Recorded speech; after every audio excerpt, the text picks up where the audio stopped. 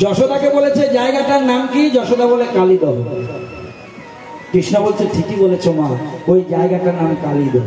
আচ্ছা মা, কালীদহে কে ছিল? বলছে সবাই জানে বাবা, দুষ্ট সর্প কালীয় নাগ ছিল। বলছে বাবা, এবার বলো তো মা, কালীয় নাগকে দমন কে করেছিল?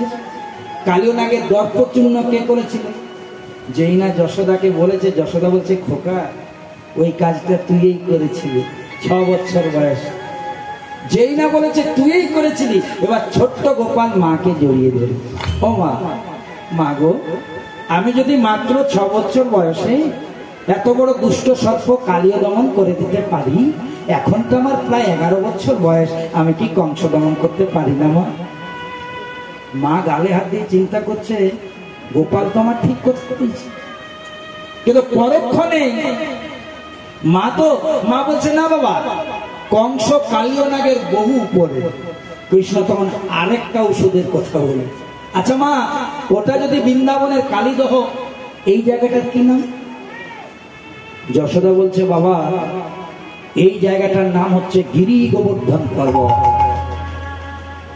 এবার ছোট্ট গোপাল মাকে বলছে মা, ওই গিরি গোবর্ধন পর্বতটাকে ইন্দ্রের রোষানল থেকে বৃন্দাবনবাসীকে রক্ষা করার জন্য বাম হাতের কনিষ্ঠ আঙুল দিয়ে 1 সপ্তাহের জন্য কে উত্তোলন করে রেখেছিল মা? বলছে খোকা ওইটিও তুই করেছিস। এই যেই না বলেছে, ছোট্ট গোপাল বলছে ও মা, 6 বছরে করেছি কালীয় দমন, আর তার পরের বছর 7 বছরে করেছি বাম হাতের কনিষ্ঠ আঙুল দিয়ে গিরি গোবর্ধন উত্তোলন। তাহলে যদি আমি কালীয় দমন আর গিরি গোবর্ধন উত্তোলন করতে পারি, তাহলে আমি কি কংস বধ করে দিতে পারি না? এই যে আপনারা 56 ভোগের নাম শুনেছেন, 56 ভোগটা সৃষ্টি হয়েছিল কবে? এই দেখো মা, শুনে না, গোপালকে 8 প্রহরে 8 বার ভোগ লাগে। যাদের বাড়িতে গোপাল সেবা আছে মনে রাখো, 8 বার ভোগ লাগে গোপালকে। এবার 7 দিন ধরে গোপাল সেবা করেন, এই বাম হাতের কনিষ্ঠ আঙুল দিয়ে গিরি গোবর্ধনটাকে তুলে রেখেছে। তাহলে যদি একদিনে 8 বার লাগে, 7 দিনে 7 8 56। সেই জন্যে ওই যেদিন ইন্দ্রের হাত থেকে 1 সপ্তাহ পর ওই বৃন্দাবনকে বাঁচিয়েছিল, তারপরে বৃন্দাবনে 56 ভোগের আয়োজন হয়েছে। এখনো যদি বৃন্দাবনে যাও, সেই 56 ভোগ দেখতে পাবে, আর কালী পূজার পরের দিনে অন্নকূট মহোৎসব দেখতে পাবে। যারা আমাদের ইস্কনের সম্প্রদায় আছেন বা বিভিন্ন গৌড়ীয় বৈষ্ণব মহাজনেরা আছেন, তারা এগুলোকে খুব মান্যতা দেন, খুব মান্যতা এগুলো দেন, এগুলোর মর্যাদা, এগুলোর মূল্য তারা বেশি প্রচার করেন।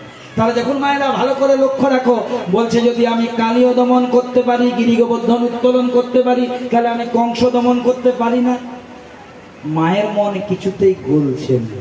এইবার কৃষ্ণ শেষ মুখ্য কথাটা বলছে মা গো, যখন আমি 6 মাসের ছেলে ছিলাম মা,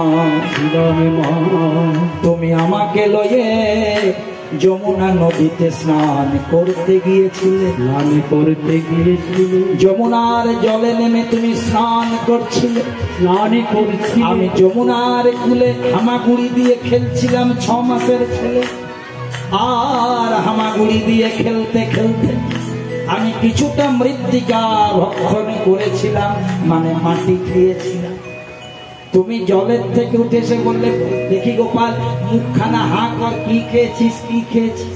প্রথমে আমি মুখটা হা করি নাই, তারপরে যখন আমি তোমাকে দেখানোর জন্য মুখ আমি হা করে দিলাম। বলো তো তুমি সেদিন আমার মুখের ভেতরে কি দেখেছিলে? তখন যশোদা বলছে, বল বাবা কি দেখি না? স্বর্গ মর্ত পাতাল সৃষ্টি স্থিতি লয় প্রলয় সব তোর মুখের ভেতরে দর্শন করি। সঙ্গে সঙ্গে বলছে মা, আমার মধ্যে যদি তুমি স্বর্গ মর্ত পাতাল সৃষ্টি স্থিতি লয় প্রলয় দর্শন করো, তাহলে আমি কি কংস দমন করতে পারি না? এইবার যশোদা বলছে, বাবা এতক্ষণে আমি তোর কথাতে জেনে গেলাম, সংসারে যদি কেউ কংস দমন করতে পারে, ইয়েস তুই এই পারি, যা। তবে আমি মা তো তাড়াতাড়ি আসবি ফিরে, ওরে তাড়াতাড়ি আসবি ফিরে, তাড়াতাড়ি আমার 48 বছর বয়স হয়ে গেছে, এখনো যদি বাড়ি থেকে আসি, আমার স্ত্রী আমাকে বলুচ্ছে না বলুক, আমার ভাই বাবা আমাকে বলুচ্ছে না বলুক, আমার মা এখনো বলে বাবা সাবধানে যাবি, গাড়ি আস্তে চালাবি।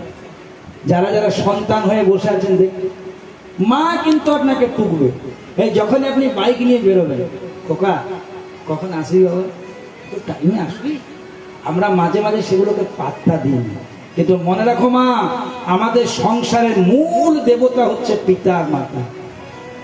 যদি তুমি মাতা পিতার চরণে ভক্তি না রাখো, তুমি যতই নিষ্ঠা করো ভগবানের চরণে, তোমার প্রথমে গোড়াতেই গলদ হয়ে যাবে। কারণ তারা যদি কৃপা করে সংসারে না আনতেন, আমরা না কীর্তনিয়া হতাম, না ভজনিয়া হতাম, না ভক্ত হতে পারতাম, না অন্য কিছু জগতে যেতে পারতাম। তাহলে মা বাবা জন্ম দিয়েছে এইটুকুই যথেষ্ট, আর তাদের কোনো প্রয়োজন, তারা এনেছে বলেই সংসার দেখছে। তাই মা গোপালকে বলছে, গোপাল আমি জানি বাবা কংসকে তুই বধ করতে পারবি, তোর এত শক্তি, কিন্তু তুই তাড়াতাড়ি আসবি ফিরে, তাড়াতাড়ি আসবি মায়ের কল আলো করে, আসবি ফিরে অভাগিনীর কল আলো করে, এতক্ষণ মা ভয়ে না বলছিল কংসের ভয়ে, এবার যখন বলেছে যা তাড়াতাড়ি আসবি ফিরে, কৃষ্ণ দেখছে একবার পথ পরিষ্কার। তো অক্কুর মুনি বসে বসে শুনছিল মা ছেলের গল্প, তখন কৃষ্ণ করেছি গায়ের যে চাদরটা ছিল না মা, অক্কুর মুনির মাথাটাতে দিয়ে বলছে, মা যখন যেতে বলছে তখন রথটা দাঁড় করিয়ে রেখেছিল, আর যেই না রথ চালিয়েছে পদকর্তা আবার কলম দিচ্ছে, তখন সংকেতে পাইয়া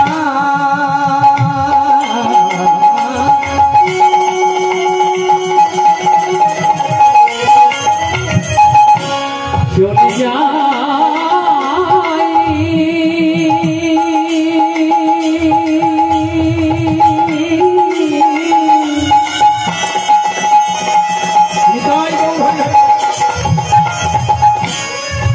আধের বৃন্দাবন ছেড়ে দিয়ে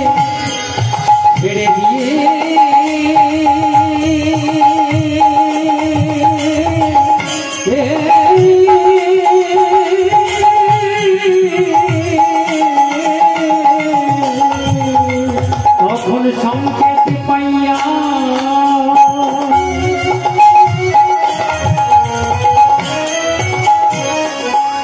ও তখন সংকেত পাইয়া মথুরার দিকে, রথ চালাই মথুরার দিকে, ভগবান